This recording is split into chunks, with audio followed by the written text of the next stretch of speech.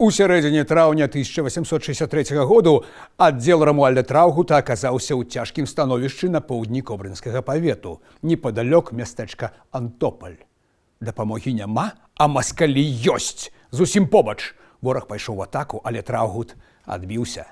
Удала адбіўся ды так, што камандуючы расійскім атрядам капітан Кярсноўскі ад суму і крыўды застрэліўся. Бывае. А з вами Васіль Калач у відэапраекце «Беларусь 1863».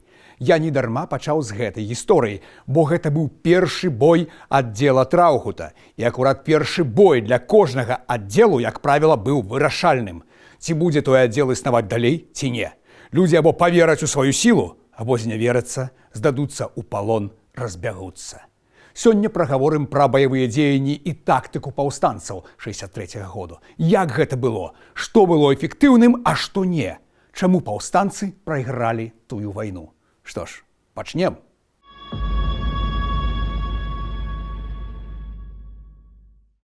Паўстанне пачыналася як неверагодны гармідар. Моладзь, чыноўнікі, дробная беззямельная шляхта, маса народу ішло ў паўстанцы, яшчэ не разумеючы, на што падпісаліся. Матывацыя – гэта цудоўна, але патрэбны план. З планам ад пачатку былі праблемы. Кіраўніцтва ў Варшаве не магло вызначыцца, ці будзе гэта канвенцыйная рэгулярная вайна, ці партызанская, ці будзе як будзе. Ну, апошні план перамог. Бяда яшчэ ў тым, што запасаў, зробленых за 1,5 гады канспірацыі, было недастаткова. Захад абяцаў дапамагчы і не дапамог, а галоўнае, не была праведзена належная праца з сялянамі, асабліва тут у нас, у былым вялікім княстве літоўскім. Сяляне нас ненавідзяць, сочаць за кожным крокам і адразу даносяць начальству, пісаў камандзір Максіміліян Чарняк, які ваяваў на Літчыне. Бывала і такое. Але на першым этапе паўстання вясной 1863 году, здавалася, шанец ёсць. Маскалі разгубіліся. Яны не ведалі, колькі паўстанцаў, хто за імі ваюе, чым ваюе. Таму зачыніліся ў гарадах і мястэчках і асабліва адтуль не вылазілі. Тым часам дабравольцы з гарадоў пайшлі ў лясы. Пачалі стварацца атряды па 10, 20, 40, 60 чалавек, пасля аб'ядноўваліся між сабой. Гэта быў час авантураў і трагедыяў. Напрыклад, атряд Людвіга Звяждоўскага, псеўданім «Тапор», колькасцю 100 чалавек у ноч з 23 на 24 красавіка заняў горад Горкі. Гэта Магілёўшчына, самы ўсход. Узялі зброю, правіант, хапанулі таксама казначэйства, чаму бы і не, але як утрымаць горад? Ну ніяк. Калі маскалі рушылі на Горкі з вялікімі сіламі, паўстанцы сышлі блукаць на перыферыю, бо ўсё больш-менш крупныя пункты былі абсаджаныя гарнізонамі з казакамі і артылерыяй. Ці вось іншы выпадак. Граф Леон Плятар атрымаў загад узяць Дынабургскую фартэцу. Нерэальная задача, бо гэта замак, крэпасць. Паўстанцы па дарозе разбілі нейкі расійскі транспарт, узялі рыштунак, вазы спалілі, але прыцягнулі ўвагу да сябе. Іх акружылі і знішчылі. Плятары расстралялі ў той Дынабургскай фартэцы. Пра тое, наколькі насамрэч слаба былі ўзброеныя паўстанцы, асабліва на ўсходзе, даюць уяўленне рапарты. Вось лічбы з рапарту расійскага афіцэра пасля знішчэння аддзела паўстанцаў на Магілёўшчыне ў красавіку 63-го. Што ўзялі маскалі? 18 стрэльбаў, 9 пісталетаў, 9 шабляў, 4 секеры, 6 косаў, 2 кінжалы, 3 бачонкі пораху, куляў 5000, гэта вельмі мала, і падзорную трубу, таксама сігнальны ражок. Калі улічыць, што ў атрядзе было чалавек 45, то агняпальную зброю мела толькі палова. Зрэшты, на захадзе, на Гарадзеншчыне, сітуацыя выглядала павесялей. Зараз распавяду.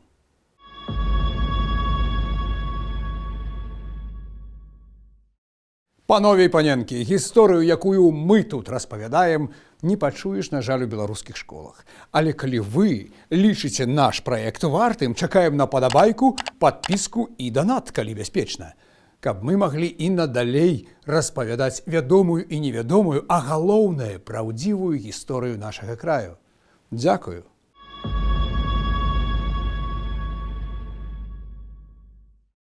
Адным з самых эфектыўных камандзіраў лічыцца Валер Врублеўскі.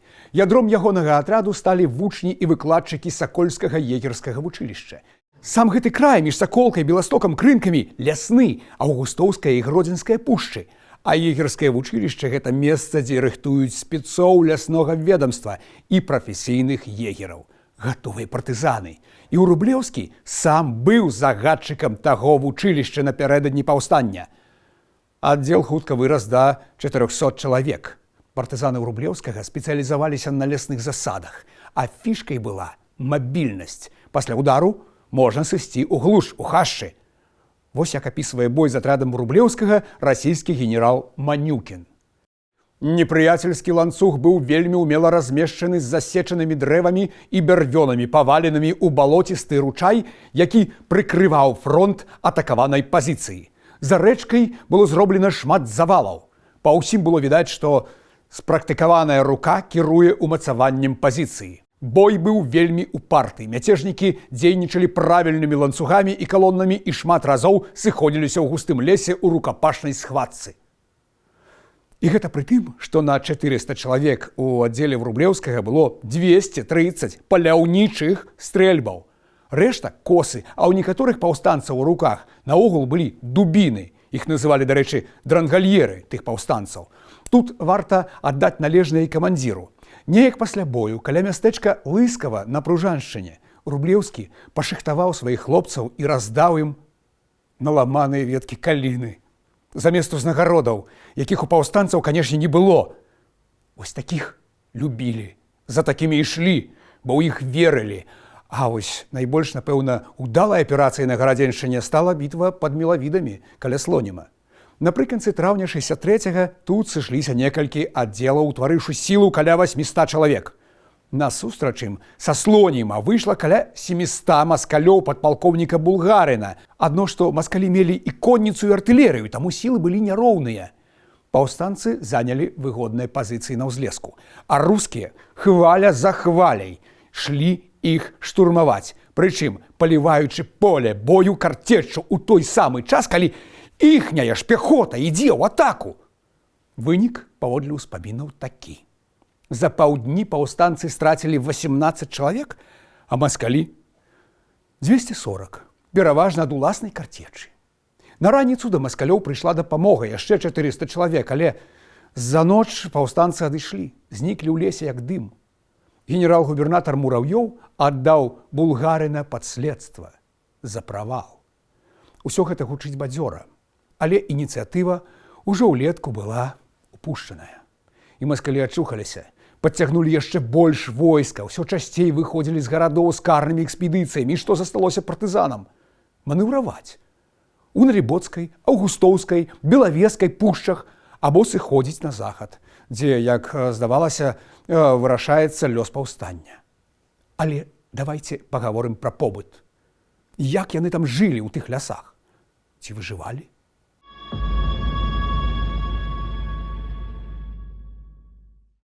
Пад сухім пагоркам, укрытым яловым лесам, ляжала невялікая даліна, якую з 3 іншых бакоў ахоўвалі сосны і бярозы. А паўсюль па лесе стаяць шалашы ў рады, з дахам, выкладзеным з кары і апушчаным да самай зямлі, а бакавінамі сплеценымі з ялінніка. Перад шалашамі вогнішчы, і над імі вісяць кацелкі, з якіх пасля гатавання ямо кашу лыжкамі з выразанай і выгнутай кары. Такое апісанне паўстанцкага лагеру пакінуў Ігнацый Арамовіч ва ўспамінах з характэрнай назвай «Мроя» – мажэнне. Але сам лясны побыт менш за ўсё нагадваў мрою. Вы былі калі-небудзь у лясным паходзе? А ўявіце сабе паход даўжынёй у паўгады ці год, са зброяй і амуніцыяй, гэта 10-15 кілаграмаў, з вечным мокрым абуткам, без намёту, без нармальнай ежы ды ў пастаянным стрэсе, бо ці ты палюеш на ворага, ці ён палюе на цябе. Ты – мішень. Абозы паўстанцы ставілі ў самым гушчары ці на балотах, а там холад, вільгаць, спіш на зямлі, вошаў выпальваеш на вогнішчы штовечар. Пераночыць у стадоле ці пуні – вось сапраўдная мара, бо нават у сваіх, у шляхецкім двары небяспечна. Здадуць выпадковыя добразычліўцы. Прыйдуць маскалі, усіх заб'юць разам з гаспадарамі, таму і не распраналіся на сон, нават боты не здымалі. Ежа – гэта сухары. Маскалі, калі рабілі вобшукі па хатах і дварах, звярталі ўвагу. Калі ёсць насушаныя сухары, значыць, ёсць кантакт з паўстанцамі. Цікавай стравай была так званая катлоўка. Калі кідаеш у адзін кацёл усё, што маеш. Крупу, мяса, дзічыну, крапіву, лебяду, ну і варыш гэта. Соль, якой не хапала, спрабавалі замяніць порахам. Каша тады набывае цёмны колер. Паўтараць не раю, калі што, не смачна.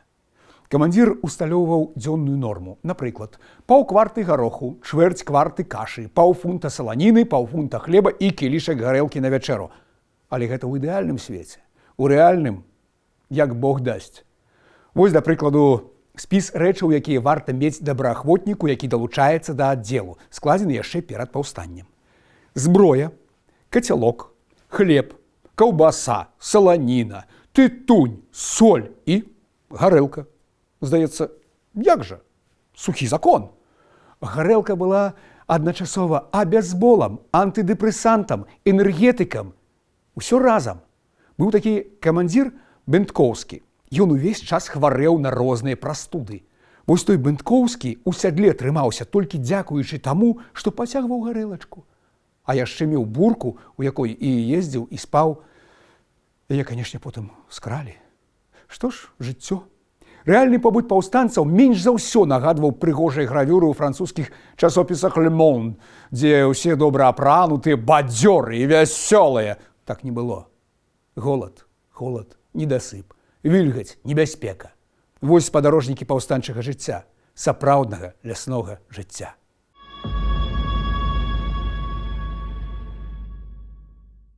Усё гэта, канешне, не магло цягнуцца доўга.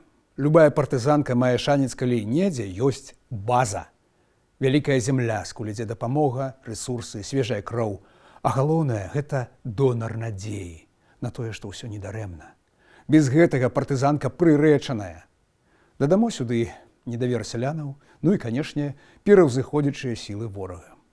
Паўстанцы, безумоўна, нарабілі шмат памылак, але нават памыляючыся, яны так ці інакш пракладалі дарогу да свабоды, а яшчэ сталі піянерамі партызанскай вайны ў Еўропе, бо ў лесе аказаліся адукаваныя людзі, часта прафесійныя вайскоўцы, якія пасля змаглі апісаць свой досвед, якія месцы выбіраць для лагера, як арганізоўваць лясныя пікеты, чэкпоінты з сучасным армейскім слэнгам, як псаваць ворагу камунікацыю, рабіць завалы на дарогах. Гэта было навінкай. Паўстанцы ці не першымі паспрабавалі ў рэйкавую вайну. Разбіралі рэйкі, а ў горадні нават угналі паравоз з вакзалу. Нішчылі сувязь, секлі тэлеграфныя слупы, а тэлеграф жа толькі з'явіўся. Усё гэта укладалася ў інструкцыі, прычым пісаныя не ў кабінетах, а крывёю сваёй і чужой. Безумоўна, гэта быў горкі досвед. Тактыка тысячы парэзаў, якія мелі заваліць звера, Маскву, не спрацавала. А ці магла спрацаваць? І якія ўрокі сёння мы можам вынесці з гэтай гісторыі? Пішыце ў каментарах, канешне, калі вам гэта бяспечна. А на сёння развітваемся. Да сустрэчы. Гонар і годнасць.